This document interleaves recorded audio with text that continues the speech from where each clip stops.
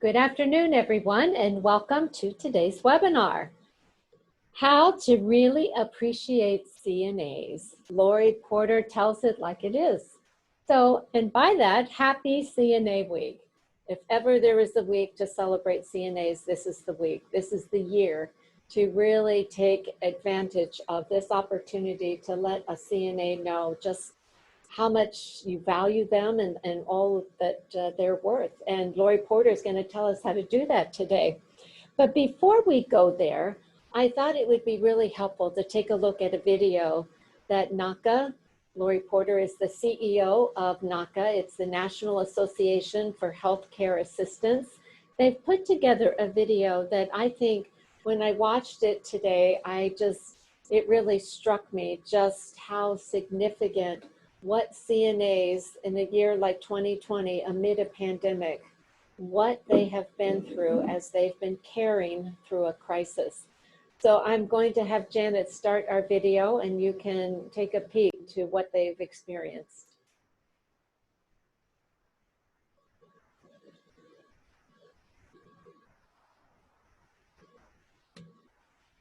Nursing homes being evacuated due to an outbreak of coronavirus. Chopper 4 is live. 7 of those 9 deaths in Washington state came from inside the same nursing home. America is not prepared, and nurses are not being protected. Thank you for your love, your kindness. One of the hot spots for the outbreak continues to be Beaver County's largest nursing home.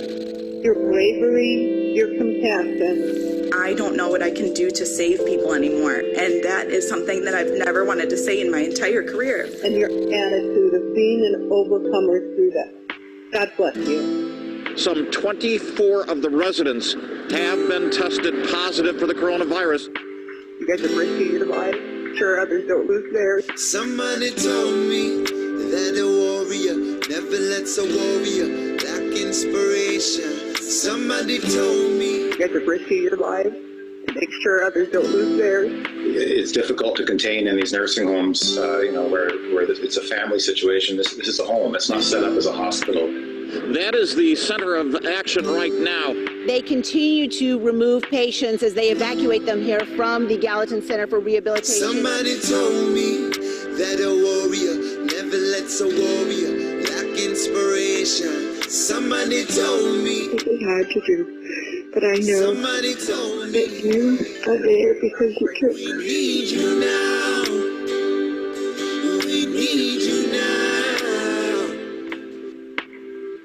Thank you so much for taking care of our elderly, especially now when their families can't be with them. Yeah, I had the dream that your elder self was watching over you. Dreadlocks strong, comb to carry you through. With a weight upon your shoulder, hand upon your head. This too shall pass, are the words that he says. So get up, stand up for the morning sky. Don't let it pass you by. The 65-bed home has one of the deadliest outbreaks in the country. The NAHCA Association members, the board members around the world, I want to say thank you and God bless. You are absolutely honored and loved by all whom you serve. You might be the last face they see before they see the face of God. Your name will be on their lips. You are more important than you can ever imagine. Bless you and your holy work. We love you.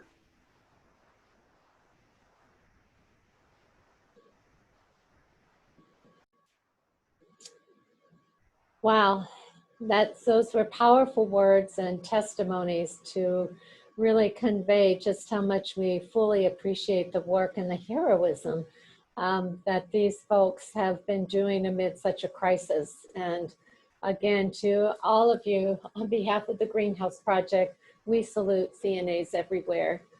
But I'm going to get out of the way and I'm going to let Lori Porter and Tammy McElney kind of say it from their perspective, from their lips, exactly what's going on and what has it been like. So let me introduce Lori and Tammy. Few people know what direct care staff need or want more than Lori Porter. As a teenager, Lori became a CNA after first eschewing the thought of caring for elders and then falling in love with it. Since then, Lori has also served as an administrator and a regional manager of a nursing home company. In 1995, she co-founded the National Association of Healthcare Assistants, NAHCA, to fulfill her passion for CNAs and to raise their profile within the aging services field. And a real testament right now to Lori's efficacy in what she has done. Lori was just recently appointed to the President's Coronavirus Commission on Safety and Quality in Nursing Homes. The Commission's mission is to help inform immediate and future responses to COVID-19 within facilities. Lori, thank you for your work. Thank you for being with us today.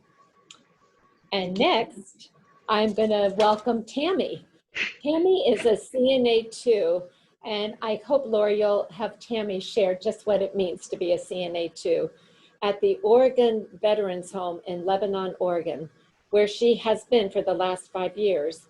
In August of 2019, Tammy took the position of staffing coordinator there, and she loves her new role. She is thrilled to honor our veterans and staff every day through her service. Tammy became a CNA at the age of 18, and she has been a CNA for 34 years. Tammy lives in Oregon with 5 children, 7 grandchildren. She enjoys camping, crafting, and being with her family, which also includes 2 dogs and her husband's cat. In her career as a nursing assistant, Tammy has worked in long-term care, as well as spending 15 years in the trauma unit at OHSU in Portland, Oregon. She loves taking care of people and making a positive difference in their lives on a daily basis. And Tammy, I just got to talk to you briefly before we started, and you could feel the passion in your heart. So yeah, thank you for the work you do, especially in serving our veterans. And welcome to you, Tammy. So I will get out of the way. I'm going to turn it over to Lori and Tammy. Well, thank you, Susan, very much. We appreciate this opportunity, especially during CNA week. And Tammy and I have known each other personally for, well, we've been talking personally for about a year now. And she's a very excellent member of our association, NAHCA, which again was founded in 1995 as a means to honor and recognize CNAs. So the opportunity to be with Tammy today and interview her for our guests on the webinar is an honor for me, as I know it is. So first off, I want to, this year, our theme for CNA Week was CNAs are solar powered. And I believe Tammy's going to speak to just what's really in her soul and what powers her. So if we could have our interview slide, we will get started. Tammy, are you ready to roll? I'm ready. Okay, first off, let's go ahead. Susan introduced you as a CNA 2, not also, but 2. What is a CNA 2 in the state of Oregon? So a CNA 2 goes to extra schooling. And then you do a lot of extra things. So you can work in the hospitals here as a CNA too. You can do straight cathing, blood sugars. There's lots of other things you can do too. I'm kind of out of that part for now. I've done so much over the years, I can't keep it all straight. I get you, I can understand. Yeah.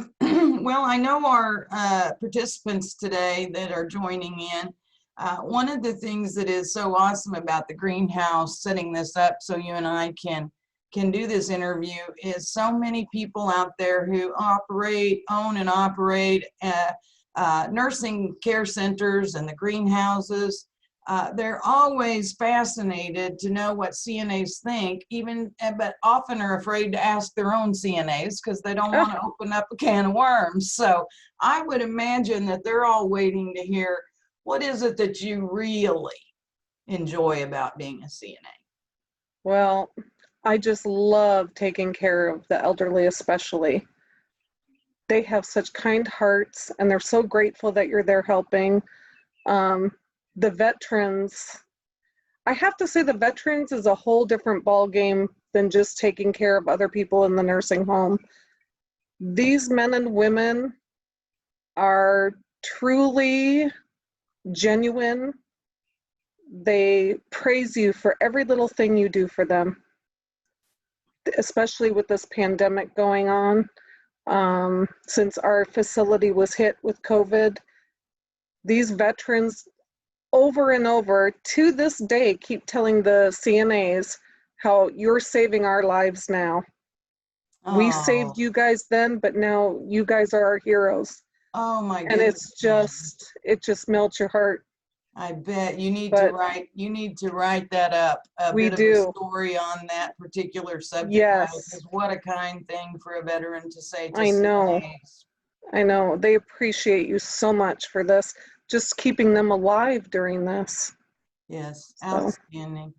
yeah. Well, I know you've had the privilege of being there at the Veterans Home for some time in Oregon, and I've heard Mr. Van Moore talk over the years about the commitment to quality that you all have there. Yes. What kind of commitment does your employer have to you? How do they show appreciation for CNAs there at Oregon Veterans Home? Well, I tell you, they go out of their way to appreciate us all the time. Weekly. I mean, I should say daily. They come around and tell us, how are you guys doing? Do you need anything? Whatever you need, we'll help you. Whatever you need to get. We are always overly staffed. We are very well staffed here.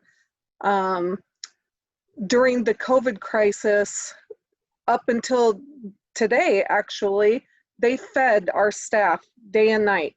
They gave us all the food. We never had to bring food here. We never had to buy food, nothing. They fed us the whole time. They would give us little trinket things every so often, like water bottles, to keep everybody hydrated, because we noticed that when people were wearing their masks, they were getting UTIs, our staff was. If somebody coughed, of course, or showed any signs of COVID, they were sent to go get tested, and they got paid for the whole time they were out until they were allowed to come back. They're amazing here. Excellent. They go beyond. I think we should point out too that you are part of the greenhouse project there in Oregon as well. So you have small houses, cottages. Right. So for those that are from the greenhouses across the nation that are joining us today, I wanted them to be sure and know that. Yes. You talked a little bit already about what it's like to be a CNA during the pandemic. Is there anything that you want to add to that? The difference that it's from being in COVID prior and as opposed to prior to COVID? It's scary. Like, it's so scary. You know, me being in the staffing position, listening, I've heard a lot of people come to me and they've said, I don't think I can be here. And it's understandable. We get it, you know. And if you can't, then you can't. We don't condone you, you know, we don't tell you, sorry, you know. If you need to be out, then you need to be out. We want the people who are going to be able to deal with it mentally, physically, everything, to be here during that time.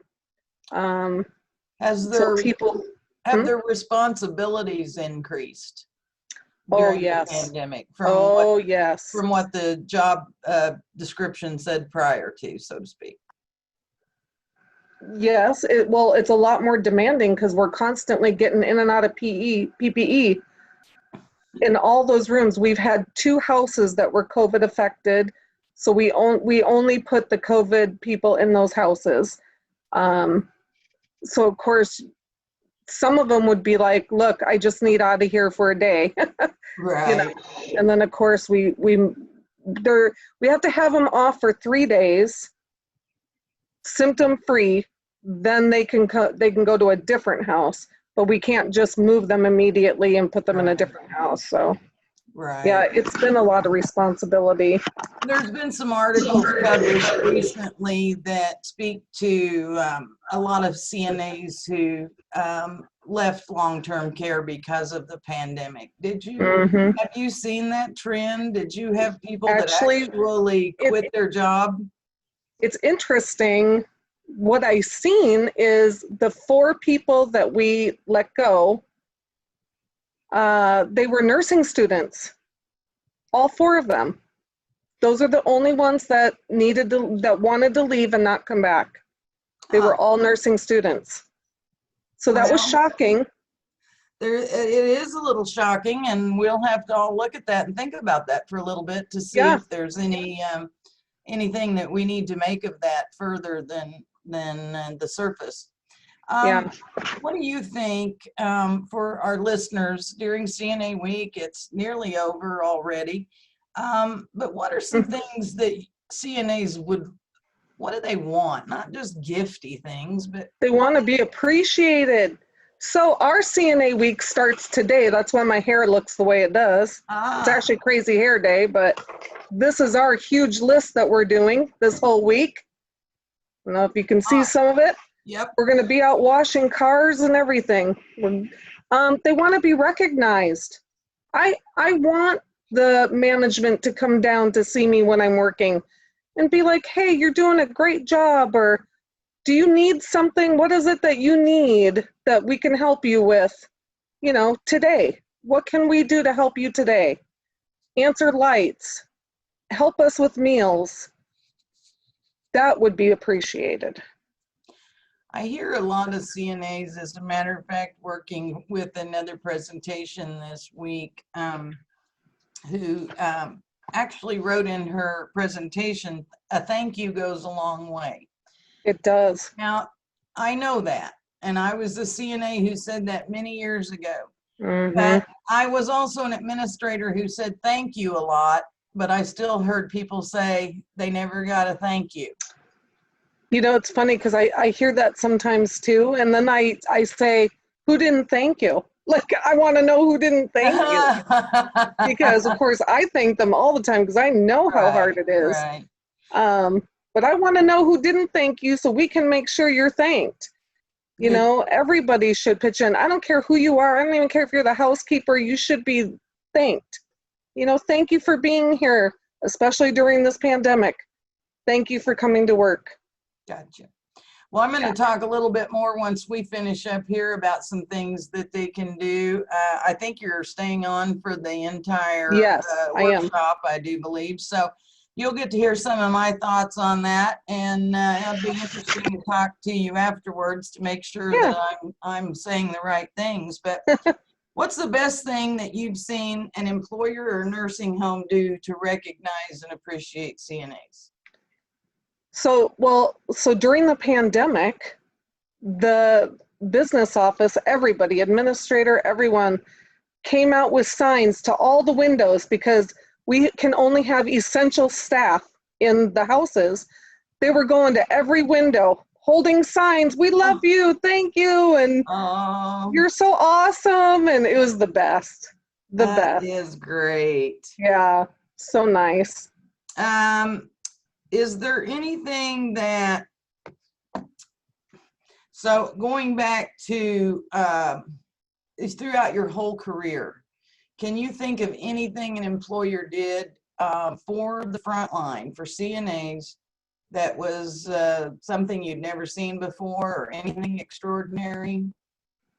So I have to say, this place, to tell you the truth, this is the only place that goes way beyond anything. We get to choose if we want to go to fun activities with these guys. Like, they'll come around and say, who wants to go on a country drive? Oh my goodness, my hand goes right up. I want to sit in a van and look out the window. Stuff, we get to do everything. We can go fishing with these guys. We can go to games, really nice games. We get to do everything here. They let us. They never say, you can't do that. They just let us go. If you happen to be, because we can't assume everyone that's listening today or on the webinar has the resources to do what state veterans homes sometimes have, over versus if you and I owned a facility on our own. So in that case, that where resources are limited, what could you and I do that would really make our CNAs feel like a professional every day? Well, praise them all the time. People need that. And Ask them, do you want a day off or something, you know?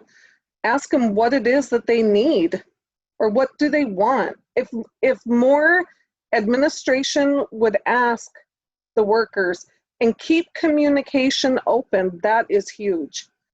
Okay. I have been to places where they don't communicate anything. Right. Do you think it would be a fair statement to say that often CNAs aren't really, okay, I'll give you an example before I trap you in a question. I can remember when we were CNAs and the administrator said, what do you all want? What can I do for you? Somebody said, we want jackets. If we get employee of the month, we want a jacket. Well, so she goes out and buys jackets, but we're all still complaining. So the jackets didn't fix it. So what kind of things, you know, I think CNAs sometimes have a hard time articulating what they want and need. Would you agree with that? I do agree with that. And you're not going to please everybody. You're not. Right. You never can. Right. You can't. Tammy, is there anything you want to share with this group before I move on into the rest of the presentation? Thinking about, you have administrators, nurses, consultants, CNAs, Shabazas, as they are referred to in greenhouses. Is there any message you want to send out to these folks before we end this interview? I gotta say, just to all the CNAs, thank you for what you do. I know exactly what it's like. You guys are amazing and you do a great job. And honestly, you are there when their families are not. You are there holding their hand when someone's not there when they pass away. You're it. You're their life. Yeah. Thank you. That's amazing, Tammy. Thank you very much. I really appreciate it. And you can stay on with us, or just as you were invited to. All right. So I will then move on into my thoughts on how to truly appreciate CNAs. For the past 26 years, I've been here at the helm of NAHCA, starting as co-founder, and have been serving CNAs since then. We started this association as an effort to honor and recognize the profession. As you heard Tammy say, recognition, appreciation were important. And we're going to talk about that a little bit further. But I put together a little list just for our discussion today, or my one-way discussion to you. Susan said there'd be a Q&A at the end. So please write down your questions or chat them in, or whatever our instructions are, because I'd be happy to answer questions or just talk through anything that you may have issue with or would like to learn more about. We hear a lot about transparencies, and first off, if my slides, if anything's not spelled correctly, I am a high school dropout. I want to disclose that right now. And I might ought to tell you too, this, you might wonder why Susan had me do this. I was a nursing home administrator, and my first nursing home was shut down by the state. They say you teach that best what you have the hardest time learning. And I've had a lot of lessons learned throughout this year, 40 years. I know I don't look a day over 25, but for 40 years now, I've been in long-term care. Transparency is very, very important. I know in the greenhouse and the small house models, it's a little easier to be transparent than it might be in a big, huge, skilled nursing center where there's so many moving pieces and so many moving parts. So let's talk about that a little bit. What is transparency? Why? Why are we doing things the way they're doing? CNAs love their residents, they know that, but they believe a lot of things are just hypocrisy, from the survey process all the way to their employer many times. They don't see people necessarily practicing what they preach. So they don't understand the why. And I know there's Simon Sinek, I believe is the gentleman's name, that has the video, The Why. The why is important. When Tammy and I were talking about CNAs not always being able to articulate what they need, it's not because they don't have needs. It's because they have some needs that not everybody understands. A caregiver's needs are different, but transparency builds trust. If I know why we're doing what we're doing, it's a lot easier for me to embrace it and take ownership of it. During the pandemic, we've heard from hundreds of CNAs who felt like they were not being told the truth about symptomatic residents, about PPE, about protection. And we don't want people working in fear. Be transparent as much as you possibly can. We're talking a lot about this week about the relationship between residents, families, and CNAs. And CNAs are the family's experts. There's a reason for that. It's not, they don't go to ask the DON how mother's eating. They ask their CNA. Their respect and recognition and appreciation, just as Tammy spoke about the veterans, how grateful they are. That's been our main source of recognition and appreciation. And you may say, well, isn't that enough? No, because there's a disconnect between the business of long-term care and the care of long-term care. Most DONs say, I don't do budget, I don't talk money, I'm a nurse. That's one of our biggest challenges, I think, in administration. When I was an administrator and my director of nurses and I, typically we agreed over things that were about money. She had needs, I had a budget I had to follow. I'm not saying pull the budget, well, in some cases I am saying pull the budget out and share it with the team. If we don't know the goal, we can't get there, and that's part of the problem. Understanding CNA's deepest professional needs. You heard Tammy talk about being a CNA 2. You may think education's not important to them. If you walk up to one of your CNAs and you say, hey, I'd like to have, I'm starting, to be transparent, I'm starting a new budget and finance committee. I'd like you to serve on it. When I was a CNA, if you would have approached me with that, I would have said, no, I don't think I want to do that. It's not because I didn't want to do it. It's because I didn't think I was smart enough. You didn't tell me why you needed me. I just assumed I wasn't smart enough. We have to learn how to communicate. Education is very important, or Tammy wouldn't have become a CNA 2. We have a geriatric care specialist certification course for CNAs here at NAHCA because we understand education is important. More than 10,000 CNAs have paid for that course on their own, not mandated. Think about this for a minute. You may be using online in-services for compliance. CNAs need and want to go beyond compliance. They want to learn and grow. They may not be able to articulate it, and that's why I serve, because we've spent more than 150,000 hours over these 26 years with CNAs and their supervisors and their leadership on the front line. We all want the same thing. How do we have such trouble getting there?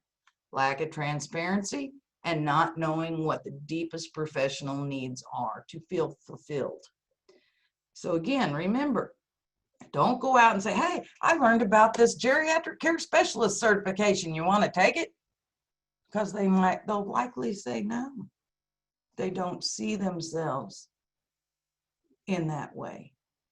Self-esteem is a big issue among CNAs. Self-confidence. We see ourselves differently. I invited one of my staff members to my home. My home was nicer than her home, and she kept turning me down. The staff would get together, she wouldn't come. Staff would get together, she wouldn't come. So it concerned me because I started thinking, gosh, maybe she just doesn't like us. Maybe she's not a team player or whatever.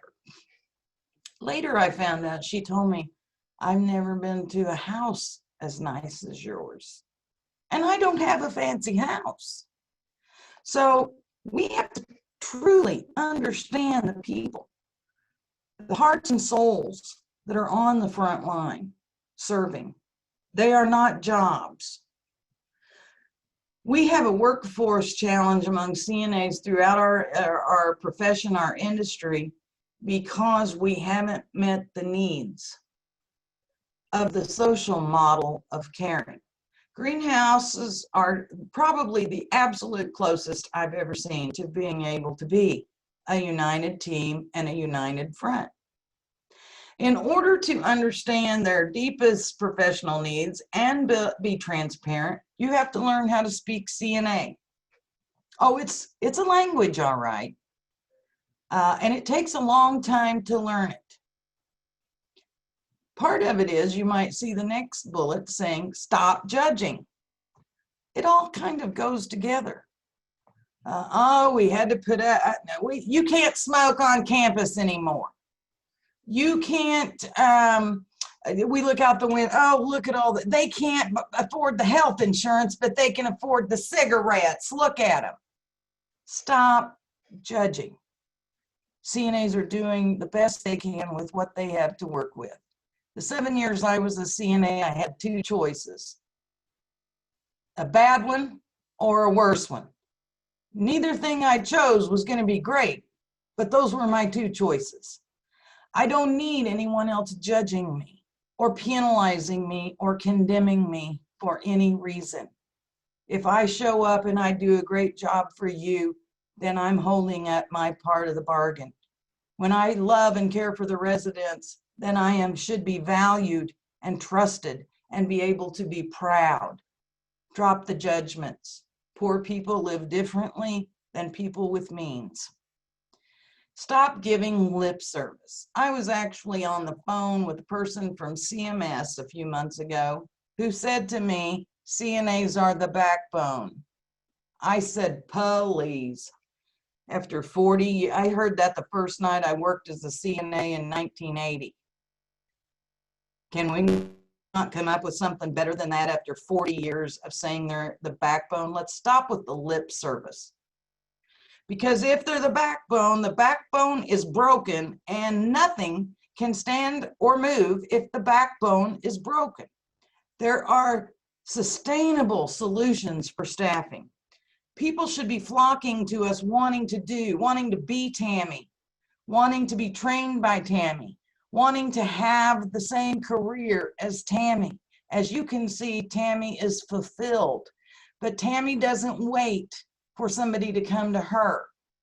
I didn't always. I did in the beginning, but finally, I thought recognition. I had played basketball in high school several years before I dropped out, and I was pretty good at it.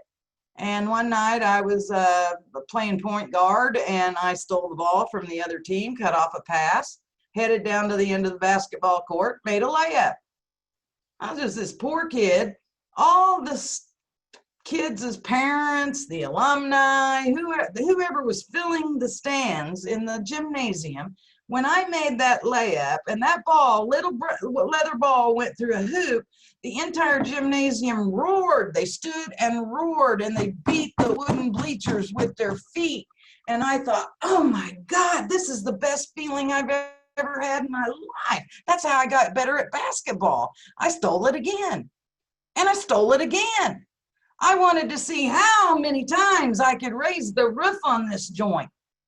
Then a few months later, I'm in the most important work in my life, helping people reach their highest practical level of functioning, and no one's high-fiving, no one's beating on the wooden bleachers, no one's saying that's the best bath I've ever seen anyone give. Our gentlemen are so closely shaved, it's amazing. We're not celebrating people who get to go home after therapy and rehab. However, every single person on this webinar that's in a management position can tell me how many deficiencies they got on their last state inspection. We don't know what we do wrong. We don't know what we do right, but we sure know what we do wrong. And that's what we all focus on. And part of the reason so many people in our profession look like they slept with a dill pickle in their mouth last night. because we are not celebrating who we are, the achievements and the accomplishments of the CNAs, the achievements and the accomplishments of the team, and most importantly, the residents are the veterans. Stop giving lip service. It doesn't mean anything. By the way, if you're in a regional or a consultant position or in a leadership position, and you go up to a group of CNAs and say, man, I really appreciate you guys. I couldn't do what you do. If you think that's being taken as a compliment, you're off base. We do not see that as a compliment in any way, shape, or form. However, what could make it a compliment is if you just added a few more words on it. Like if I went up to Tammy and I said, Tammy, I appreciate you. I couldn't do what you do. I don't even know if she realizes what I was saying. I certainly don't realize how she may be interpreting it. What I really need to say is, Tammy, I couldn't do what you do because I don't have your heart. I don't have your level of compassion. Took 5 seconds longer, but changes the entire meaning of the compliment. I couldn't do what you do just means you couldn't do the dirty job we have to do. Now, is it right for CNAs to interpret it that way? Probably not. But that's the way we interpret it. Trust me. So, I was a lot like Tammy after not getting the recognition and not this high-fiving and all that. I thought, man, this is crazy. They'll come out and point out the towel I left in the shower room floor before they'll notice how well my residents look. How come everything is focused on what's wrong instead of what's right? So I decided, much like stealing the ball that first night, I thought I am going to make my hall and my residents shine. Shine, shine, shine. There will be absolutely zero deficiencies to be found on my hall. And then once I'm finished with that, I'm going to go look for the DON. So if there's any CNAs watching, try this. Went up to my DON's office, knocked on her door. Yes, Lori. Hey, Peggy, you got a few minutes? Yeah, why? What's up? Well, Peggy, I want you to come down and look at my hall. Huh? Yeah, I want you to come down and look at my hall. So I took her on a tour of my hall, and I pointed out everything. Peggy, look at the men's shades. Peggy, look at the wheelchairs I have cleaned and shined. Look at the closets, Peggy. I would open up the resident's closet. Look in there, Peggy. Isn't that clean? Oh, she'd say, oh my gosh. Every little bit she'd say, oh, Lori, this is amazing. You're doing a great job. Every time she'd say that, I could feel that basketball court again. I could feel the thunder. I could feel it. Walked a little bit further. I said, Peggy, you got a quarter in your pocket? She said, no. I said, oh, never mind, I do. Here, bounce that off that draw sheet, Peggy. Bam. Wow. Man, I don't know that I've ever seen a bed made that tight. I go, I know, right? It's amazing. So anyway, I walk her back to her office, I said, thank you, Peggy, thank you for taking the time to come down and look at my hall. And she turns and says to me, Lori, if all my CNAs were like you, I could lay down and sleep at night. I walked away from there feeling 10 feet tall. It felt so good, I went and got Peggy the next day. And again the next day. And about the 4th or 5th day, I had her trained. She'd look up, oh, it's about 2 o'clock. I better get down there and look at Lori's hall. I knew how to go get the recognition I needed. Not very many CNAs can do that or are willing to do that. But they cannot and must not be ignored. Because when we are transparent, when we know and understand a mutual respect and understanding, because CNAs have to understand leaders too. I've spent many of our teaching CNAs what it is like to be in a leadership role, what it is like to hang your administrator's license on a wall of a care center, and all of the liability and the fear and the uneasiness that comes with that. We have to develop a mutual respect and understanding. And again, I don't want to give anybody problems. I recognize that in the smaller communities, such as the greenhouses, that teamwork is much stronger. It's smaller and stronger. But if you're at a campus like Tammy, where you have different levels of care, you have a big skilled care center and greenhouses, cottages, you're getting a bigger and bigger team. And as that expands, it becomes harder and harder to build and maintain relationships. But even if we don't have the budget of the veterans' homes, we heard from Tammy that appreciation is important. And when other centers had people run from the pandemic, they lost only 4. That says something about who CNAs are. They don't have the means and the money to leave their homes to protect their children and stay in a motel so they don't risk giving them COVID or taking COVID from home back to the building. They have to live their lives the way they have always, because if you don't have money, you don't have the resources, you put your nose to the ground and just keep plugging. That's who CNAs are.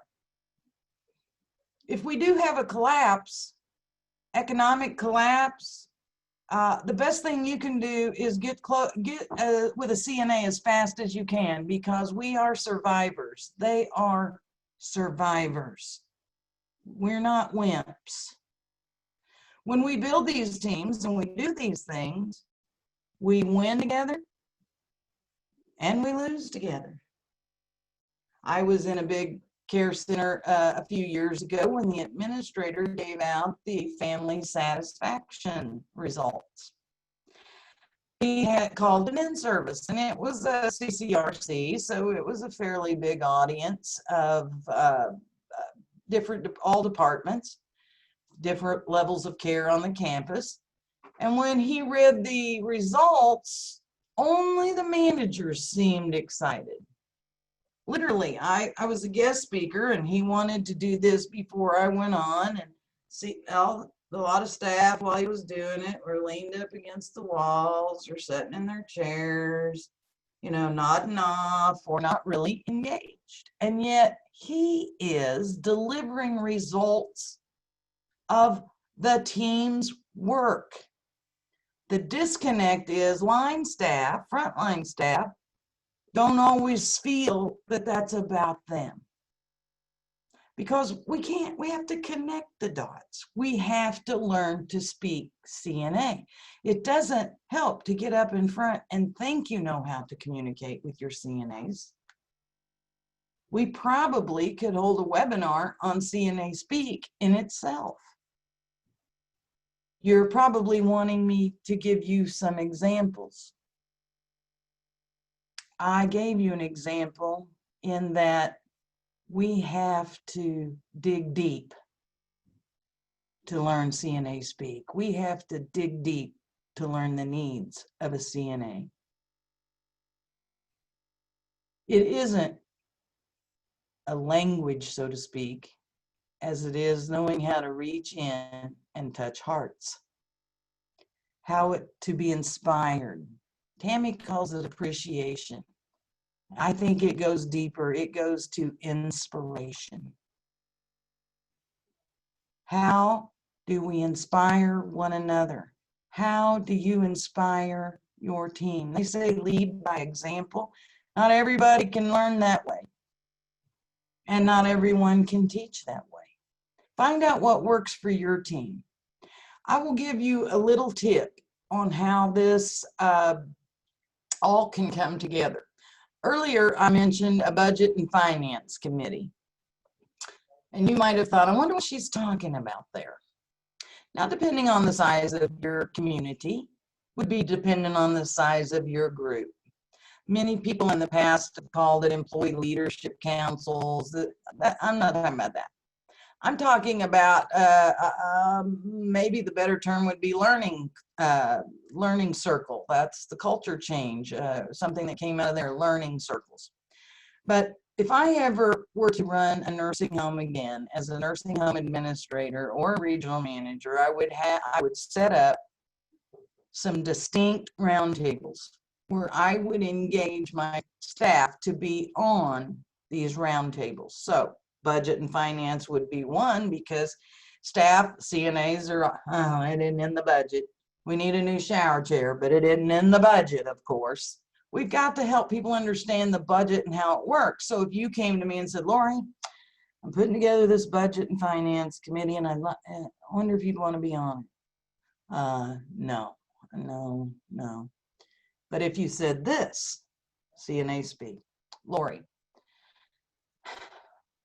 it's come to my attention that I need some feedback from other staff members on the budgeting of this facility. Now, I don't expect you to know budget and finance. Well, it's a good thing because I can't even balance my checkbook. But I need you to provide me feedback on supplies.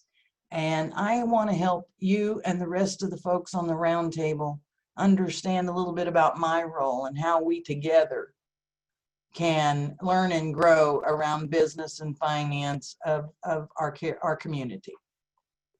I'm probably going to say, yeah, sign me up. If Tammy, the scheduling person, wants to convene a recruitment, training, and orientation roundtable, you don't just go out and invite people because you're going to hear them say, oh, no, I don't want to. No, I don't want to. No, I don't want to. You have to make the direct case about why their engagement will benefit the residents first and foremost, and you as their leader. Administrators, nursing directors, and supervisors do not have all the answers. We know that. We don't want to act like we have all the answers, and we should never let our team feel like we have the answers. We're about as empowered as they are. Together, we're in the same boat. We want to win together, might as well lose together. But we're always going to have more opportunity to win if we play together. Susan, I think that, oh wait, I do have one more slide, and in closing, I want to be able to be sure and say these words. I've always put it out before in, if we could have the next slide. I've always put it out in just written format, but because it is CNA week and I have this microphone, this opportunity, I would like to read the words. CNAs are made of heart. When you overload them, they can fall apart. No one loves patients the way they do. Never doubt me. I know it's true. This week and every week, you give more than you take, and this nation should be thankful for the difference that you make. If we have CNAs on this call, I truly appreciate you. Keep caring and keep sharing. And I'll turn it back over to Susan. Thank you all very much.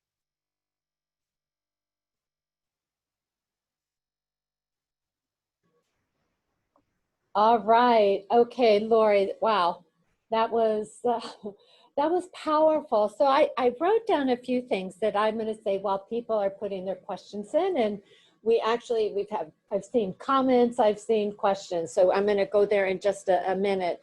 But I think, first of all, you'll have to come back and we'll have to do a webinar on how to do CNA speak.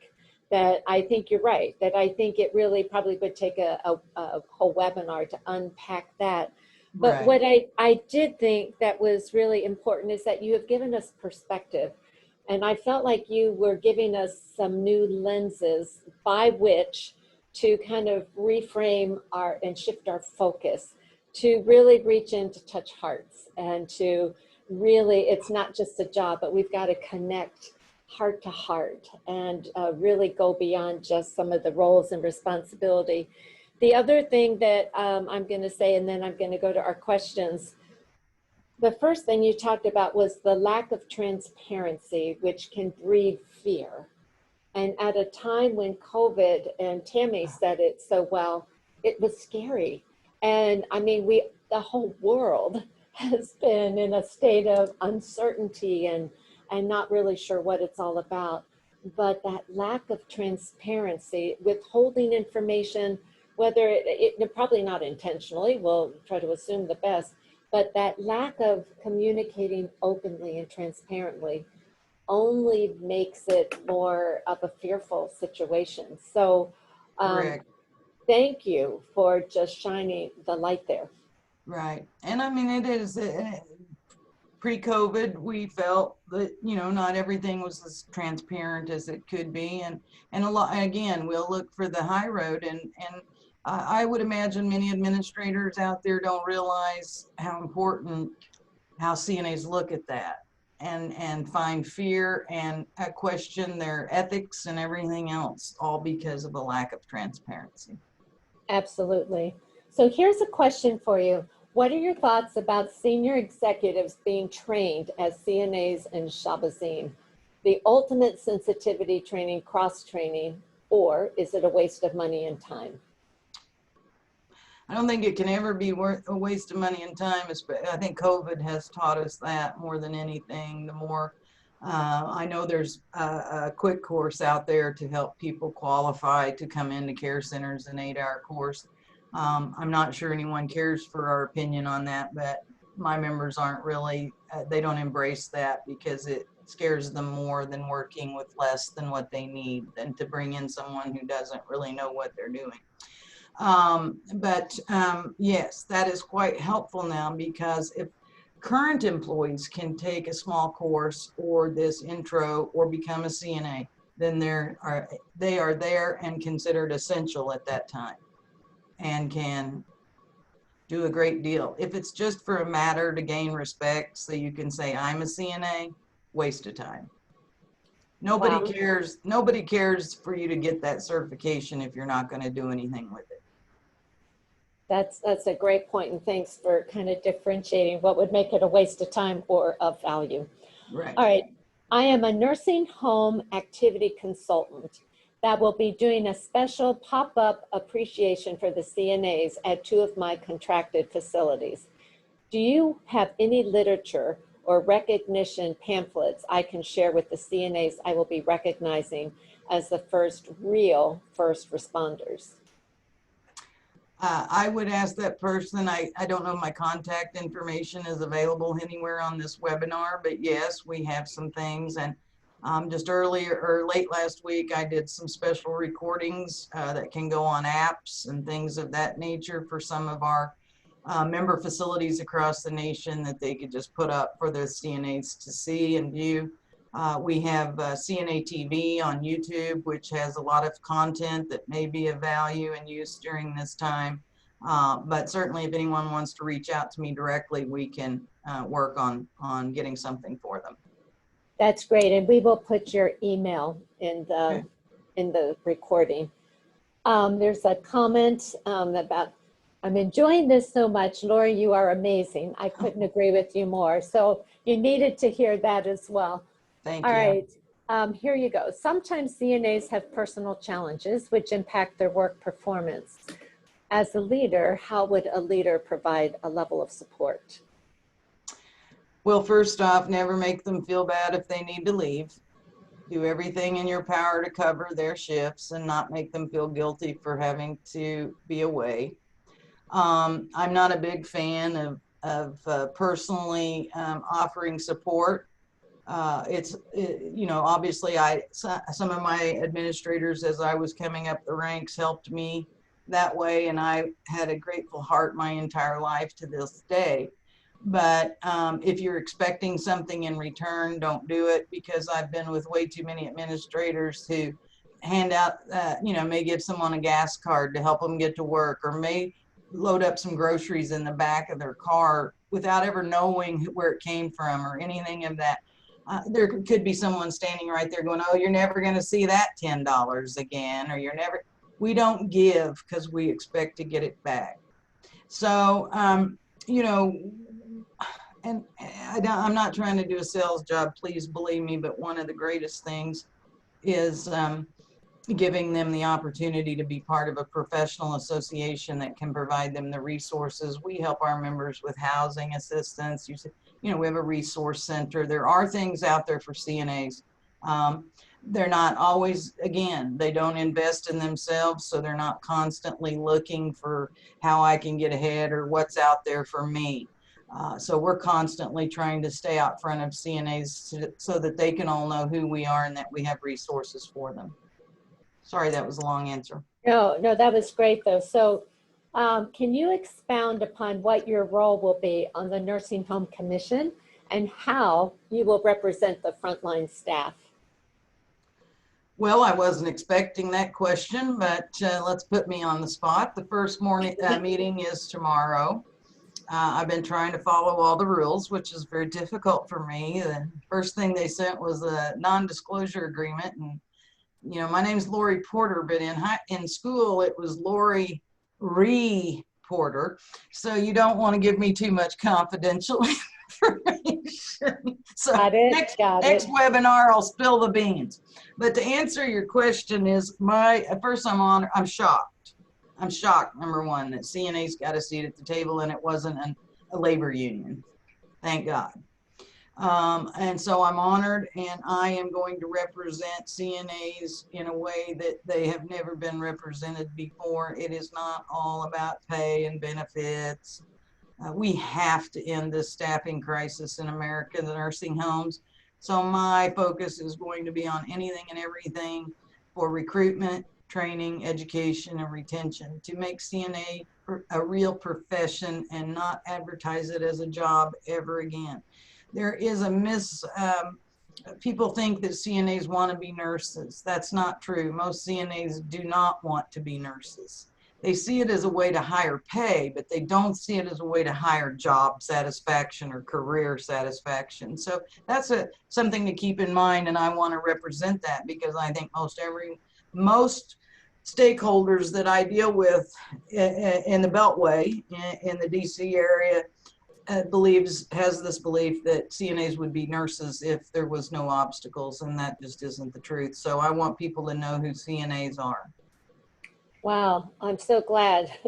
CNAs have a place at the table through your voice, so thank you for that. I can just stay there. That'll be the. Yes, well, we're rooting for you. Thank you. I am working on workforce shortages in home health care. And I wanted to know if NAHCA sees this occupation's issues as aligned with those of CNAs. Are there opportunities for political cooperation between CNA and home health aid advocacy organizations?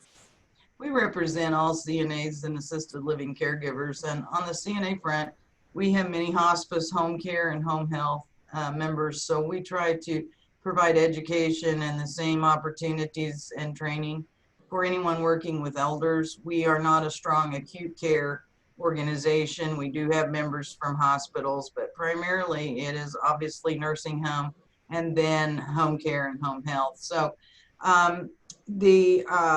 there are some real things that I think we should look at on both those fronts as to what the difference is. I have some feedback from CNAs who work in home care and how they feel about their role versus how CNAs in a nursing home feels about their role.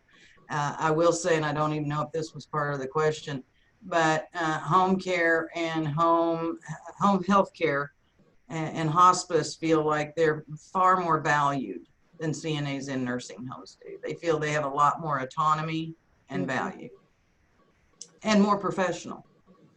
Nursing homes are going to have to step it up. I would agree as a nurse, and having done home care as well as long-term care, I would agree with that statement. Well, Lori, I wish we had more time to go into more questions and really dive more deeply. As I said, I think you just have to come back and we need to learn to speak CNA and to really be able to figure out how we can show our appreciation. But you did not disappoint. Lori Porter told it like it is and really gave us some, I think, incredible new ways of thinking and showing up to really ensure that CNAs are valued for the noble profession that they are engaged in doing. So thank you, Lori, and Tammy, thank you. It was so wonderful, your willingness to be a part of this today. So thank you for that, both of you. And now, just for a couple slides to kind of show you what's up next. And this kind of goes with the things that Lori's been saying, workforce well-being. You know, with all the fear and everything that has gone on with the COVID, the scary feelings, we got to talk about workforce well-being. And we've got to think about, acknowledge the stress, the anxiety that has been experienced during COVID. And we need to figure out what's next and how we really support one another and how we really seek to identify and find that place of well-being. It's where we want to get. In addition to that, we've got coming July 15, we have been very fortunate to have received a small grant from Robert Wood Johnson Foundation that will allow us to do twice a month, every other week, COVID-related echo sessions. This is telementoring. It's where we get subject matter experts that will connect with nursing homes all across the country to be able to share best practices, and you'll hear didactic sessions from experts in the field to really help equip nursing homes as we're facing all of the ongoing challenges associated with COVID and thinking about what could happen in the fall with a second wave. So I hope that you'll join us for the COVID Echo that will start on July 15. Look for our website for more information as it becomes available. Also coming soon is an Elevate Eldercare podcast. The Greenhouse Project feels that this is the time, this is the moment for us to really have meaningful conversations, to have brutally honest conversations about what we must do to be able to elevate elder care. And by elevating elder care, we are considering those that work amongst elders as well. So stay tuned for that. We will be launching at some point in July, and we'll have more details on that. You can go to our website. That's where we're trying to keep our website with the most current and fresh information for you. So thank you so much for joining today. We are grateful for the CNAs that are out there. You can follow us on Facebook and you'll see other information. We like to post all the good things that are happening among our heroes out there, especially those on the front lines. Again, Lori, thank you for your time. Tammy, thank you. We've appreciated the hour we've spent together. So take care. Happy CNA week from the Greenhouse Project. Thank you all. All right, thanks. Bye-bye. Bye-bye.